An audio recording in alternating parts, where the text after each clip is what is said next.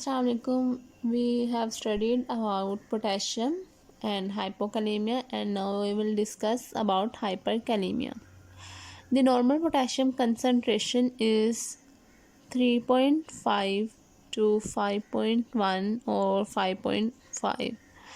अगर इससे ज़्यादा पोटेशियम की कंसंट्रेशन हो जाएगी तो क्या होगा? हाइपरकैलेमिया.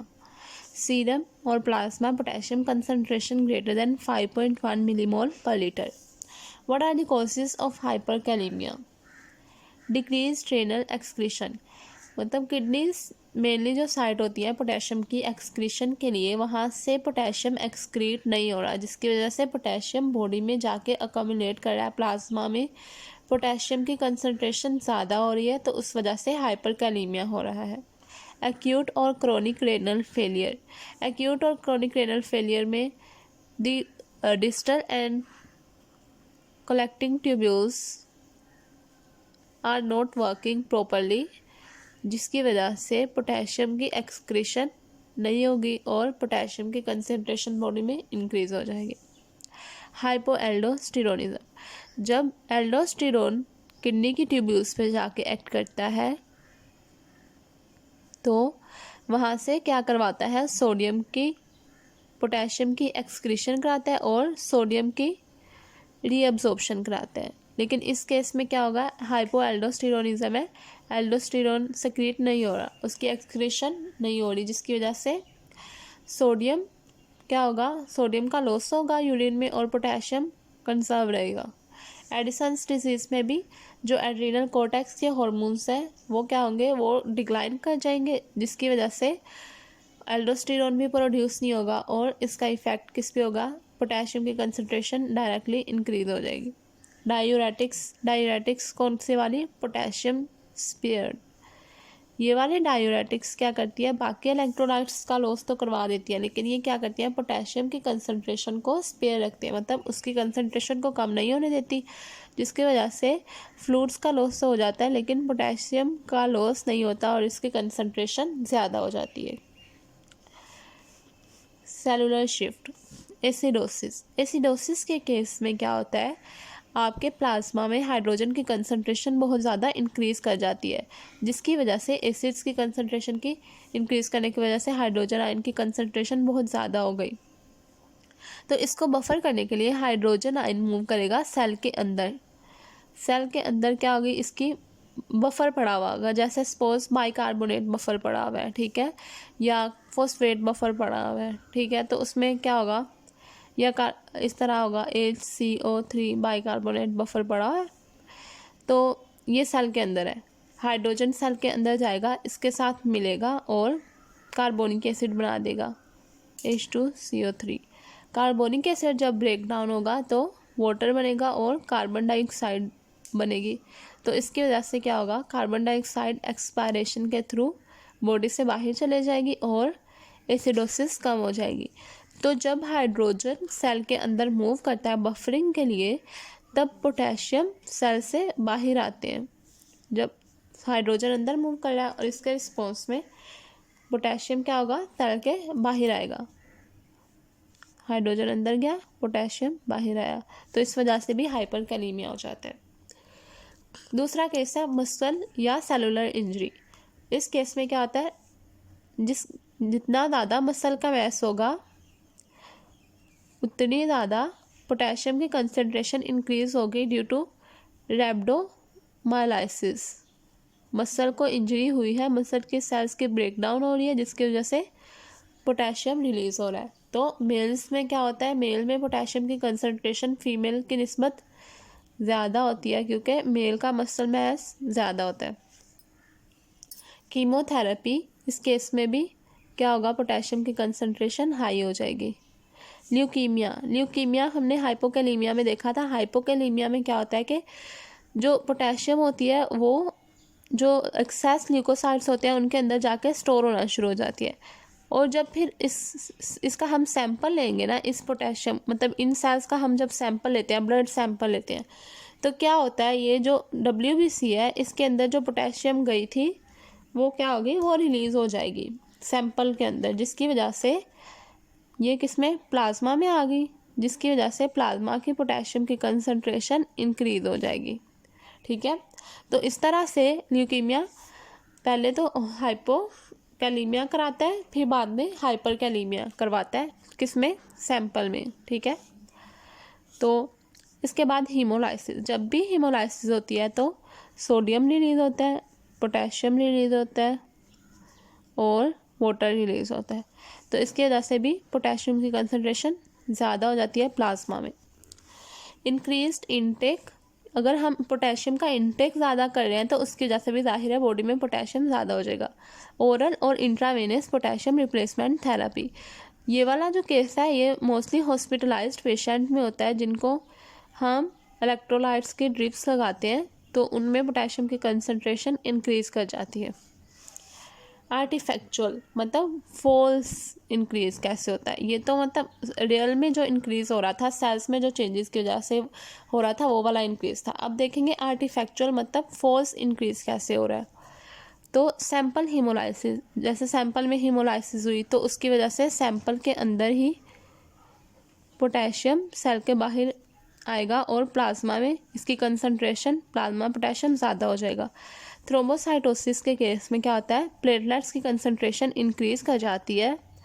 जब प्लेटलेट्स ज़्यादा होते हैं तो वो क्या कराते हैं, वो सेल के अंदर से पोटेशियम को रिलीज़ करते हैं। ठीक है, तो उसकी वजह से भी पोटेशियम की कंसंट्रेशन इंक्रीज कर जाती है। प्रोलॉन्ग टोर्निकेट यूज़ और एक्सेसिव फिस्ट क्लेंचिंग, टोर्निकेट को ज़्यादा देर तक यूज़ करने के लिए या जब हम फिस्ट को ज़्यादा देर तक क्लेंच करते हैं, ज़ोर से दबा के रखते हैं, तो उसकी वजह से भी पोटेशियम की कंसंट्रेशन इंक्रीज़ कर जाती है।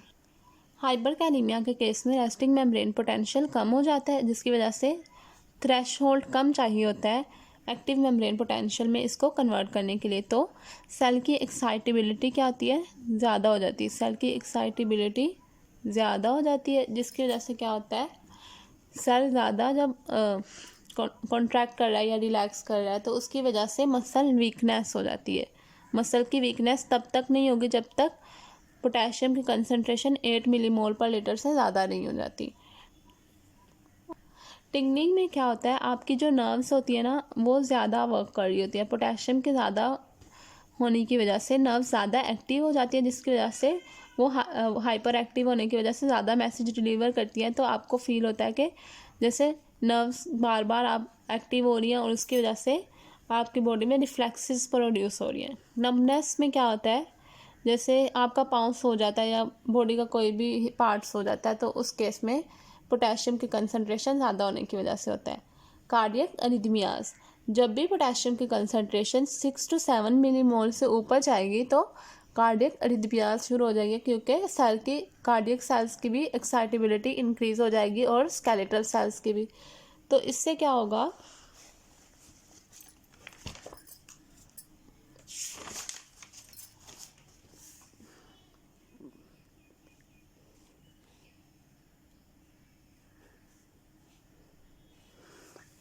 PQRST,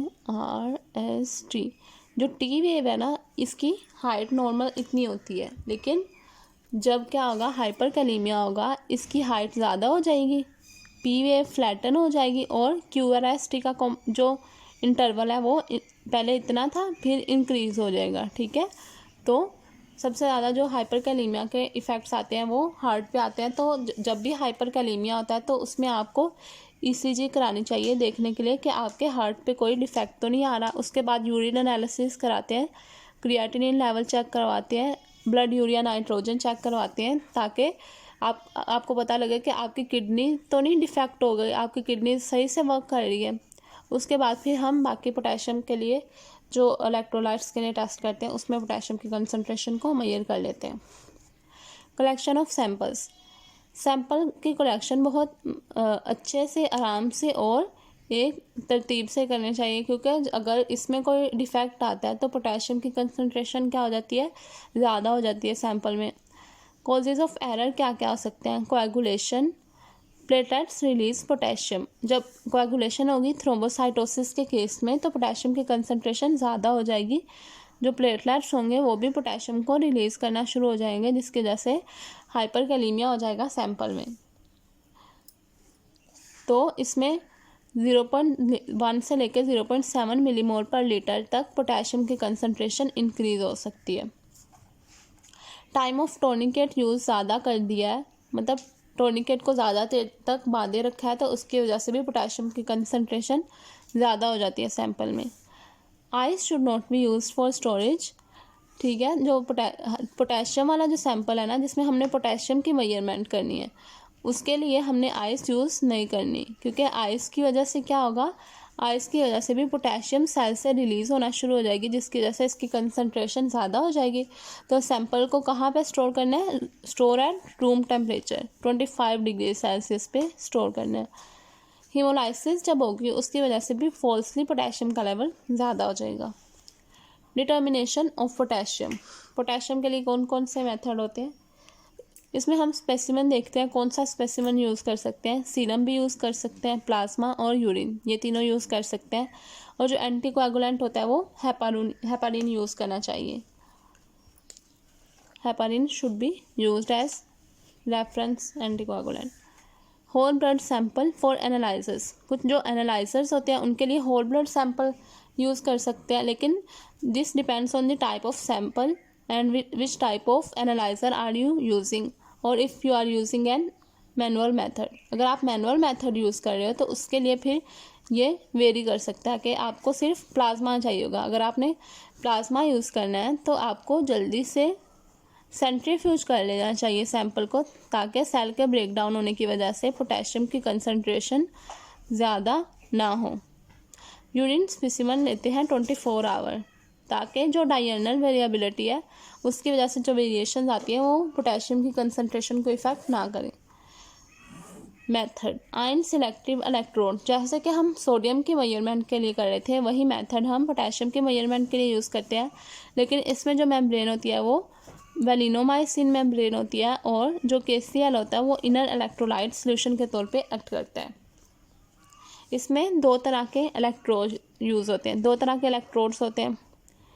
एक इलेक्ट्रोड के थोड़ के तौर पे एक्ट करता है, दूसरा एनोड के तौर पे एक्ट करता है, और ये दोनों एक वर्किंग सोल्यूशन में पड़े हुए होते हैं। इनको एक्सटर्नली वोल्टमीटर से जॉइन किया होता है, ताकि जब भी आयंस का फ्लो करे तो उससे जो इलेक्ट्रिक करंट जनरेट हो उसका पता लगाया जा सके। और इसमें जो सोल्यूशन होता है वो कौन सा होता है, KCl होता है।